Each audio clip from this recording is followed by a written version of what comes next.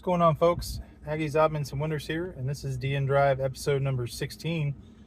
So I've been driving around today, and it's a beautiful August, morning, and starts making me think. Okay, how do you describe your world, right?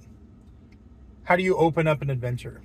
For me, when I open up an adventure, I always like to set a little bit of a tone to kind of give an overlay of how the day is going, right? So, like a quick example, would be you're sitting at the crest of a hill, looking down over the city. Twilight is beginning to set in, and the stars are beginning to twinkle in a moonless sky, something like that. Obviously I usually try and write it down, so trying to go off the cuff like that sounds pretty stagnant, right?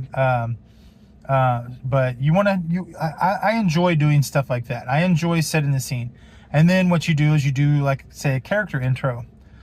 So you set the overlay of what time of day it is, and then you kind of, just like any book, you're introducing characters, and you just kind of lay it out there.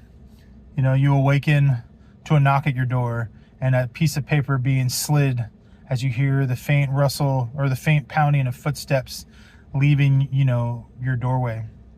You approach the letter, and it explodes into a hologram of a tiefling or somebody, and they begin relaying a message about how they need your help. The runner boy or the girl, who was it? Should you chase after him? I don't know. Or were they just hired to deliver this message so that way the other person wasn't involved completely, and now the evidence is destroyed? Sorry about that, that's weird. Anyway, so you always want to try and set something like that up, right? The more details you can sneak in without being overly detailed is always nice. Whenever they walk into a room, describe the smell, describe the way it looks, like if there are patrons in the bar. The only bad thing about that is if they're meticulous and they're looking and they're paying attention, they're gonna want to look at that particular